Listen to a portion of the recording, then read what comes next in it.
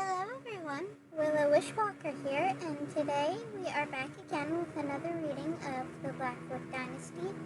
Today we will be reading the third chapter, Secrets and Illusions. Suddenly, a memory surfaced, a fleeting image from my childhood. I was young, maybe 5 or 6, hiding in the library as my parents argued. The words were muffled, but I distinctly remembered my mother saying, "It's the only way to protect the legacy, Wallach. You must understand." The pieces clicked into place, forming a chilling picture. Our mother's ambition wasn't just about power, it was about protecting something dark and hidden. And now, with her gone, the burden of that secret, of that legacy, fell upon me. Looking at Aurora, I saw not my sister but a reflection of my own dilemma.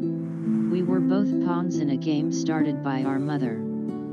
A game whose rules were shrouded in secrecy and whose stakes were impossibly high.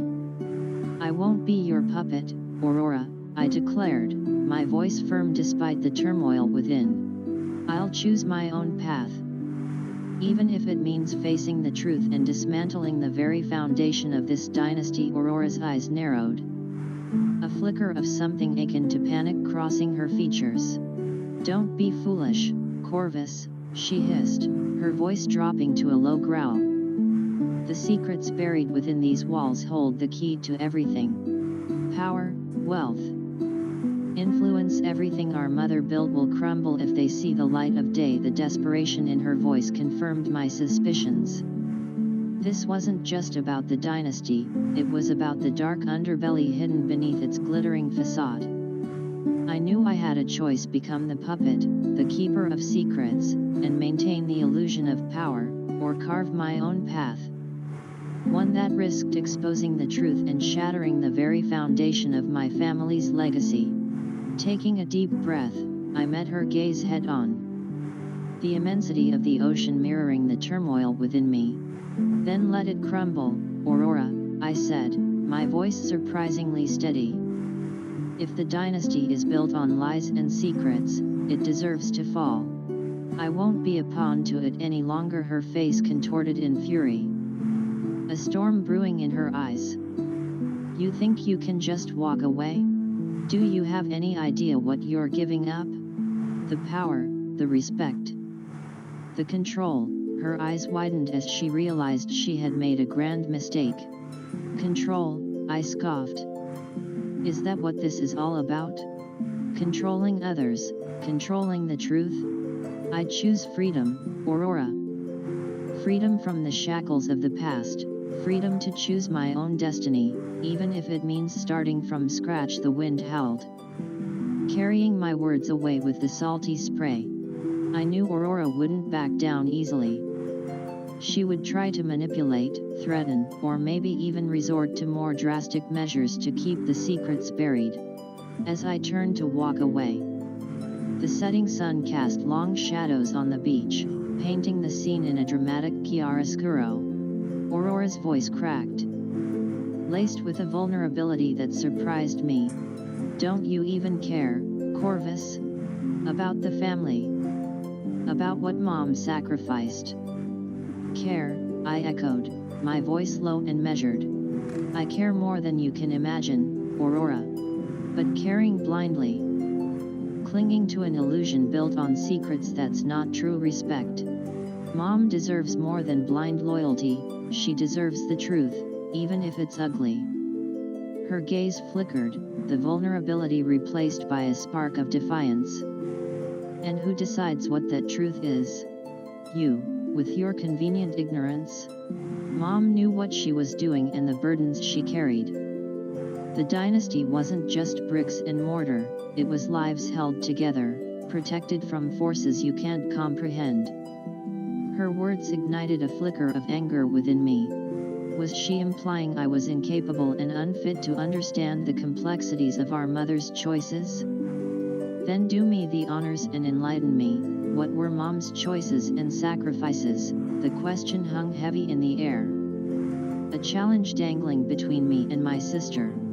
The tension crackled, the ocean breeze carrying the salty tang of anticipation. Aurora's gaze flitted across the vast expanse of the ocean, her expression a mask of conflicting emotions.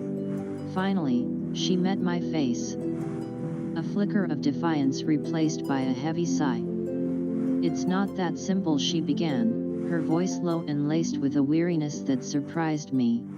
"Mom's choices weren't black and white, good and evil.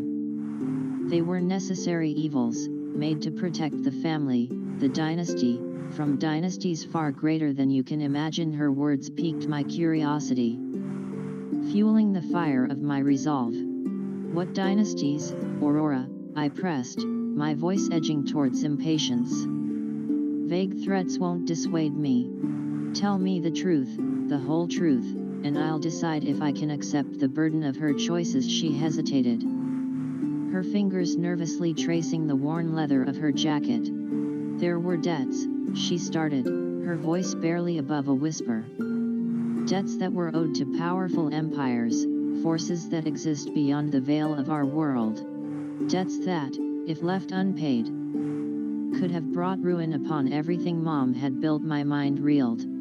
Debts to empires beyond the world I knew? It sounded like a fantasy. Yet the intensity in her voice and the fear flickering in her eyes demanded I take it seriously. "And how did she pay these debts?" I asked, my voice tight with apprehension. A long silence stretched between us, punctuated only by the crashing waves. Finally, Aurora spoke, her voice barely audible. "Sacrifices," she said, her gaze fixed on the distant horizon. "Sacrifices of power, of influence, and sometimes of lives." The blood drained from my face. Lives? Our mother, the woman we held on a pedestal, had taken lives?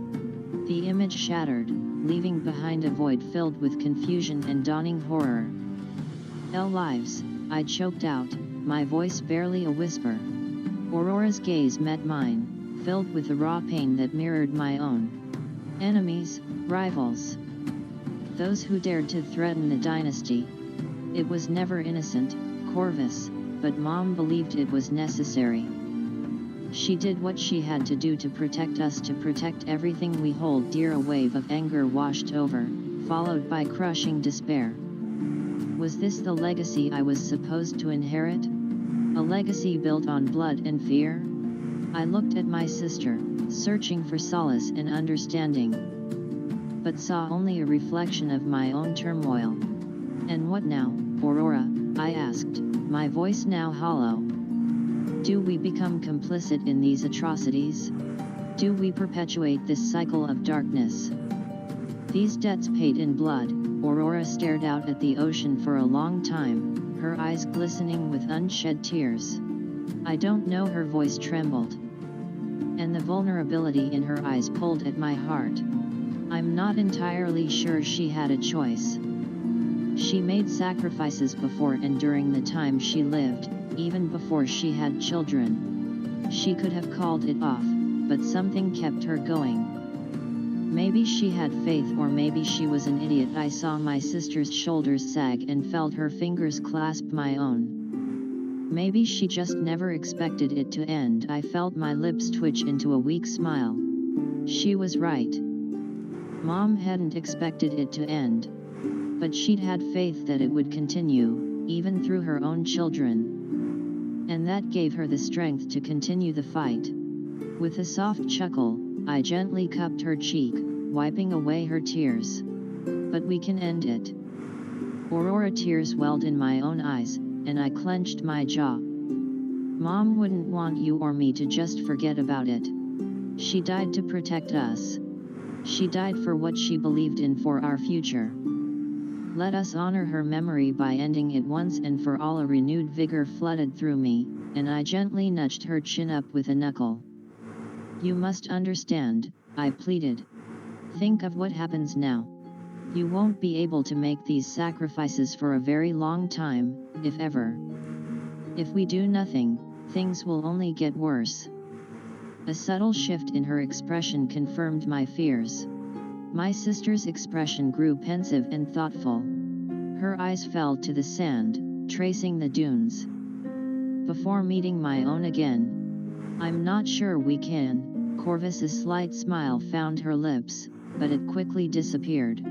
I held her gaze, begging her to trust me, knowing my words were nothing more than a figment of my imagination. For a moment, her eyes narrowed, as if pondering what I'd said.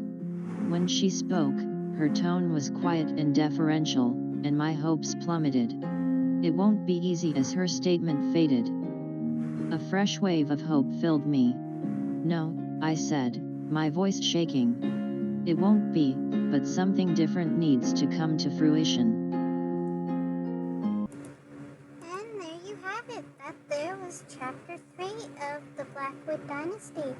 If you guys liked it, please make sure to leave a like, leave a comment, and subscribe to my channel if you wish to see more of this continue. Anyways, I shall see you guys in the next video. Bye-bye!